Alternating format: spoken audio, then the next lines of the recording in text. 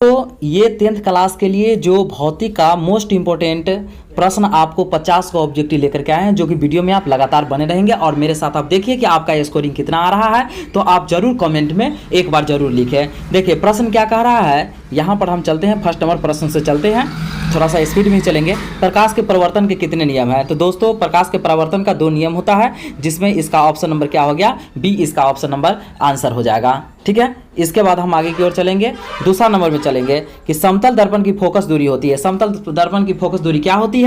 तो option number A हो जाएगा क्या, इसका अनंत इसका आंसर हो जाएगा। फिर आगे की ओर हम चलेंगे, तीसरा नंबर प्रश्न पर चलेंगे। तीसरा नंबर प्रश्न कह रहा है प्रकाश की किरणें गमन करती है। तो प्रकाश की किरणें गमन करती है कैसे? प्रकाश का किरणें गमन करती है सीधी रेखा में करती है। तो इसका तीसरा का ऑप्शन नंबर क्या हो जाएगा, ए इसका आंसर हो जाएगा। इस तरह से हम चलेंगे, चौथा नंबर प्रश्न पर चलेंगे। चौथा नंबर प्रश्न कह रहा है किसी दर्पण या चिकने तल पर प्रकाश के किरणें आपतित होने पर परावर्तन होता है, इसका क्या होता है? तो इसका ऑप्शन नंबर दोस्तों ए हो जाएगा, नियमित होता है। ठीक है ना, आप मेरे साथ जरूर इसका टिक आउट करेंगे। देखिए अगला प्रश्न क्या, 5वां नंबर प्रश्न, किसी समतल दर्पण में लेटर पी को देखने पर वह कैसा मालूम पड़ता है? तो इसका ऑप्शन नंबर क्या हो जाएगा, इसका ऑप्शन नंबर सी हो जाएगा, क्यू जैसा मालूम पड़ता है। दोस्तों बहुत ज़्यादा ये एकदम इंपॉर्टेंट है, जो कि इसको आप बेहतरीन तरीका से याद कर लेंगे। यदि दोस्तों वीडियो अच्छा लगे तो एक बार जरूर चैनल को लाइक करेंगे और सब्सक्राइब जरूर कर लेंगे, क्योंकि 10th क्लास का ऑब्जेक्टिव आपको लगातार मेरे चैनल के माध्यम से मिलता रहेगा। देखिए तो 6 नंबर प्रश्न पर चलते हैं, प्रकाश क्या है? ठीक है, तो इसका ऑप्शन नंबर क्या हो जाएगा, प्रकाश क्या है? तो इसका आंसर हो जाएगा क्या, बी नंबर, कि आंखों को प्रभावित करने वाली ऊर्जा होती है। ठीक है, इसका ऑप्शन इसके चलेंगे हम 7वां नंबर प्रश्न पर चलेंगे कि समतल दर्पण द्वारा बना प्रतिबिंब सदा क्या होता है? तो समतल दर्पण द्वारा बना प्रतिबिंब सदा क्या हो सकता है? तो आभासी और सीधा होता है, इसका ऑप्शन नंबर बी आंसर हो जाएगा। ठीक है, इसके बाद हम 8वां नंबर प्रश्न पर चलेंगे, किसी दर्पण से आप कितनी ही दूरी पर खड़े हो आपका प्रतिबिंब सदैव सीधा प्रतीत होता है। तो इसका संभवतः दर्पण कैसा दर्पण बनेगा?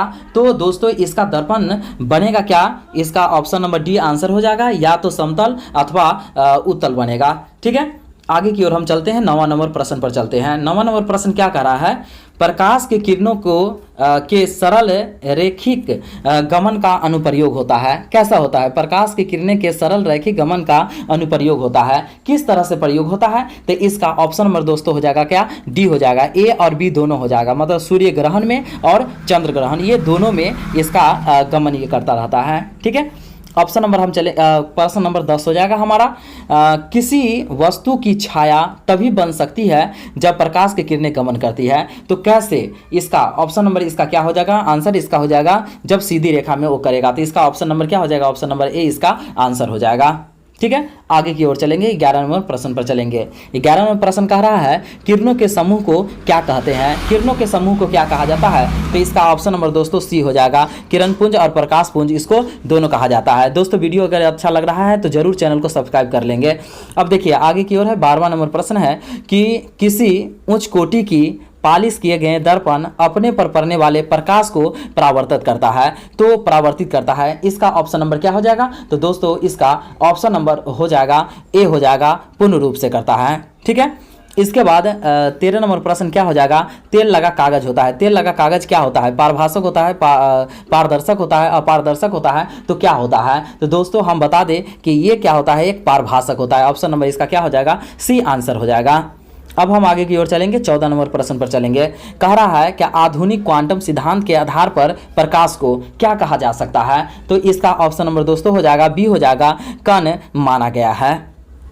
इसी तरह से अगला नंबर प्रश्न चलेंगे हम, 15 नंबर प्रश्न पर चलेंगे। दोस्तों वीडियो में लगातार बने रहेंगे, क्योंकि 50 प्रश्न आपको लगातार मोस्ट इंपोर्टेंट प्रश्न है, जो कि ये हम करवा रहे हैं आपको। सूर्य से आने वाले प्रकाश पुंज कैसा है? सूर्य से आने वाला प्रकाश पुंज कैसा है? तो इसका ऑप्शन नंबर दोस्तों सी हो जाएगा, समांतर प्रकाश पुंज होगा।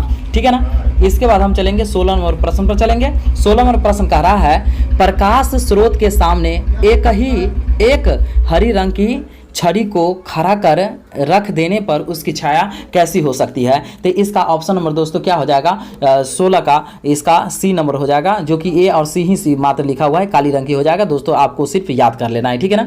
इसके बाद देखेंगे हम 17 नंबर प्रश्न चलेंगे। 17 नंबर प्रश्न कह रहा है किसी प्रकाश स्रोत के देने पर बनती है, ठीक है ना, किसी भी प्रकाश स्रोत को देने पर क्या बन सकता है? तो दोस्तों इसका ऑप्शन नंबर क्या हो जाएगा, ऑप्शन नंबर इसका डी हो जाएगा कि पीले रंग का बनता है। तो मतलब ये ऑप्शन हो जाएगा, इसका ऑप्शन नंबर क्या हो जाएगा, ए और बी हो जाएगा, मतलब छाया और हरी रंग ये दोनों का बनता है। ये डी नहीं, ये डी नंबर इसका आंसर हो जाएगा। तो ये याद करेंगे। अब चलेंगे हम 18 नंबर प्रश्न पर चलेंगे। 18 नंबर प्रश्न हमें क्या कह रहा है कि प्रकाश स्रोत के सामने एक गेंद को रखने पर उसकी छाया कैसी बनती है। तो उसकी छाया दोस्तों वृत्ताकार बनती है। इसका ऑप्शन क्या हो जाएगा, ऑप्शन नंबर इसका बी हो जाएगा। अब हम चलेंगे 19 नंबर प्रश्न पर चलेंगे। 19 नंबर प्रश्न कह रहा है दृष्टि के भौतिक अनुभूति को कहा जाता है। दृष्टि के भौतिक अनुभूति को क्या कहा जाता है, तो दोस्तों दृष्टि के भौतिक अनुभूति को प्रकाश कहा जाता है। इसका ऑप्शन नंबर ए हम लोग याद कर लेंगे, ठीक है ना। अब आगे की ओर हम चलेंगे। अगला नंबर क्या है, प्रकाश एक रूप है। प्रकाश एक रूप है, इसका आंसर क्या हो जाएगा, तो प्रकाश एक रूप दोस्तों ऊर्जा है। इसमें हम ये आंसर को हम याद कर लेंगे, इसका बी नंबर आंसर होगा इसका, ये हम याद कर लेंगे अच्छी तरीक़ा से, ठीक है। आगे की ओर हम चलेंगे। इसका हम देखेंगे 21 नंबर प्रश्न देखेंगे। कह रहा है किसी माध्यम में प्रकाश की किरणें माध्यम के कणों को क्या करती है, गर्म करती है, प्रकाशित करती है, क्या करती है। तो इसका ऑप्शन नंबर दोस्तों डी हो जाएगा। ए बी सी तीनों करती है, गर्म करती है, प्रकाशित करती है, माध्यम के कणों को गति प्रदान भी ये करती है, ठीक है। इसके बाद हम चलेंगे 22 नंबर प्रश्न पर चलेंगे। कह रहा है प्रकाश किस ऊर्जा का रूप है। प्रकाश किस ऊर्जा का रूप है, विकिरण ऊर्जा का है, यह एक बल का है, या ए बी दोनों का है। तो इसका ऑप्शन नंबर क्या हो जाएगा, तो इसका ऑप्शन नंबर ए हो जाएगा, विकिरण ऊर्जा को करती है प्रकाशित, ठीक है ना। आगे नंबर हम चलेंगे 23 नंबर प्रश्न पर चलेंगे। क्या है कि प्रकाश तरंगे किस प्रकार की तरंगे होती है। प्रकाश तरंगे किस प्रकार के तरंगे होती है। तो दोस्तों इसका ऑप्शन नंबर हो जाएगा बी आंसर हो जाएगा, विद्युत चुंबकीय तरंगे इसका आंसर हो जाएगा, ठीक है। आगे की ओर हम चलेंगे 24 नंबर प्रश्न पर चलेंगे। 24 नंबर प्रश्न हमें क्या कह रहा है कि प्रकाश तरंगों के गमन के लिए किस प्रकार के माध्यम की आवश्यकता होगी।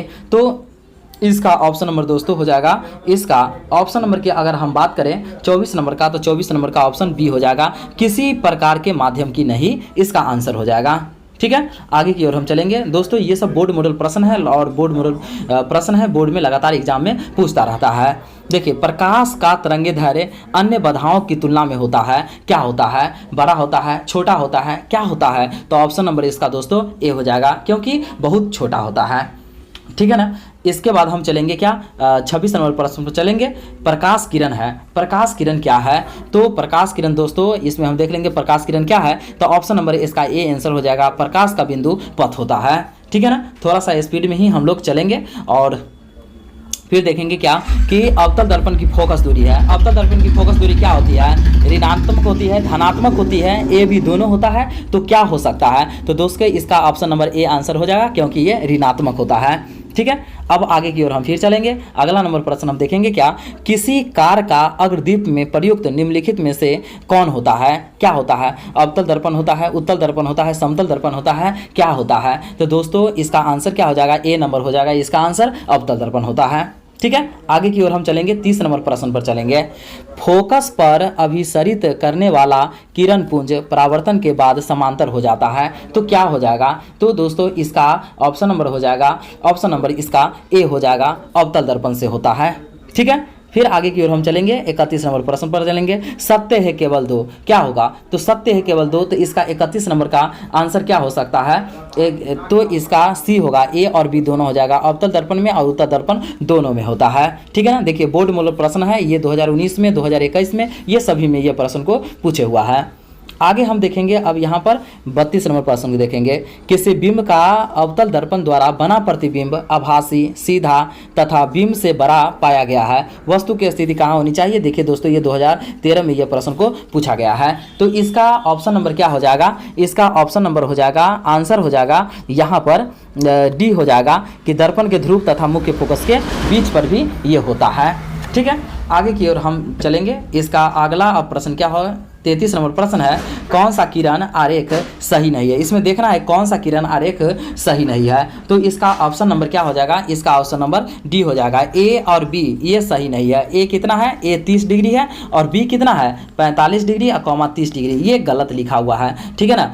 तो इसका ऑप्शन नंबर ये डी सही नहीं है, ठीक है, आगे की ओर हम चलेंगे। 34 नंबर प्रश्न पर चलेंगे। 34 नंबर प्रश्न कह रहा है कि अवतल दर्पण के प्रकरण में किसी वास्तविक और उल्टे प्रतिबिंब के लिए आवर्धन होता है तो क्या होता है? धनात्मक होता है, ऋणात्मक होता है, क्या होता है? तो दोस्तों इसका ऑप्शन नंबर ए क्या हो जाएगा? तो सही हो जाएगा, ऋणात्मक होता है।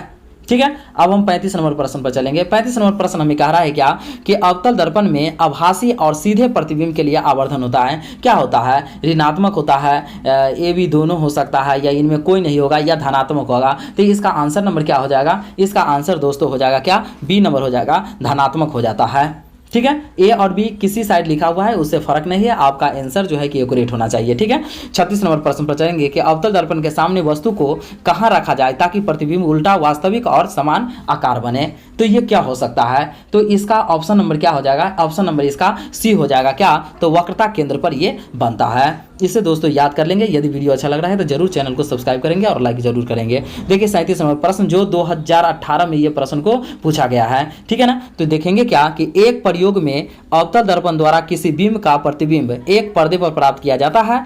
दर्पण की फोकस दूरी को निर्धारित करने के लिए प्रयोगकर्ता को मापने की जरूरी है। तो इसका ऑप्शन नंबर क्या हो जाएगा? ऑप्शन नंबर ए इसका आंसर हो जाएगा कि दर्पण तथा पर्दा के बीच की दूरी हो जाएगा। तो ये इसका आंसर हो जाएगा। अब हम चलेंगे क्या? 38 नंबर प्रश्न पर चलेंगे। 38 नंबर प्रश्न क्या कह रहा है कि उस दर्पण के प्रकरण में दर्पण द्वारा प्रतिबिंब सदैव आभासी एवं सीधा होता है तो आवर्धन होगा, क्या हो सकता है? तो धनात्मक होगा या ऋणात्मक होगा या धनात्मक ऋणात्मक या दोनों होगा। देखिए दोस्तों ये प्रश्न जो है कि 2021 में पूछा गया है, लगातार एकदम पूछा जा रहा है ये प्रश्न को। ठीक है ना, तो ये इसका ऑप्शन नंबर क्या हो जाएगा? ऑप्शन नंबर ए इसका आंसर हो जाएगा क्योंकि धनात्मक हो जाता है। आगे की ओर हम चलेंगे, 39 नंबर प्रश्न पर चलेंगे। देखिए 39 नंबर प्रश्न हमें क्या कह रहा है? 39 नंबर प्रश्न यहाँ है किसी गोलीय दर्पण का रेखीय आवर्धन m या क्या होगा यदि प्रतिबिंब का आकार I और वस्तु के आकार h है तो आवर्धन का मान क्या हो जाएगा? तो देखिए यहाँ पर हम बता देते हैं m बराबर क्या होगा? h डैश बट्टे क्या होता है? h होता है। यही चीज को हम याद रखेंगे, आवर्धन बराबर यही होता है, h डैश बट्टे क्या हो जाता है? h है, सो h हो जाता है। ठीक है, तो यहाँ पर ऑप्शन नहीं है लेकिन कोई बात नहीं है, मिस प्रिंट है यहाँ पर, लेकिन यहाँ पर आप इसका आंसर यही याद रखेंगे, एक्यूरेट ये आंसर है। ठीक है, अब हम चलेंगे 40 नंबर पर। 40 नंबर प्रश्न क्या कर रहा है? किस दर्पण का दृष्टि क्षेत्र बड़ा होता है? अवतल दर्पण का होगा, समतल दर्पण का होगा, उत्तल दर्पण का होगा, परविलयिक दर्पण का होगा। तो इसका क्या हो जाएगा? इसका आंसर हो जाएगा क्या? सी नंबर हो जाएगा। इसका आंसर सी नंबर हो जाएगा, उत्तल दर्पण का हो जाता है। ठीक है, अब हम चलेंगे 41 नंबर प्रश्न पर चलेंगे। 41 नंबर प्रश्न हमें क्या कह रहा है कि गोलीय दर्पण की फोकस दूरी उसकी वक्रता त्रिज्या की क्या होती है? गोलीय दर्पण की फोकस दूरी f बराबर क्या हो तो उसकी वक्रता त्रिज्या क्या होती है? तो देखिए यहाँ पर हम देख लेंगे इसका 41 नंबर का आंसर क्या हो जाएगा? आधी हो जाती है। क्या हो जाती है? आधी हो जाती है। देखिए गोलीय दर्पण की फोकस दूरी उसकी वक्रता त्रिज्या की क्या हो जाती है? आर एफ बराबर आर बटा 2। ये क्या होता है दोस्तों? सूत्र होता है f बराबर आर बटा 2, मतलब फोकस बराबर क्या होता है? आर बटा त्रिज्या बटा 2 हो जाता है, ये सूत्र हो जाता है, तो इसलिए आधी हो जाएगा। इसका ऑप्शन नंबर क्या हो जाएगा? बी आंसर हो जाएगा। चलिए आगे की ओर हम चलेंगे। 42 नंबर प्रश्न को देखेंगे कि निम्न में से किस दर्पण की फोकस दूरी धनात्मक हो सकती है? देखिए दोस्तों ये भी प्रश्न जो है कि 2019 में आपको पूछा जाएगा, सब टोटल जो है बोर्ड मॉडल प्रश्न है। तो 42 का आंसर क्या हो जाएगा? समतल दर्पण होगा या उत्तल दर्पण होगा या अवतल दर्पण होगा, या इनमें से कोई नहीं होगा। तो दोस्तों इसका आंसर क्या हो जाएगा? बी नंबर हो जाएगा। इसका आंसर हो जाएगा उत्तल दर्पण हो जाएगा।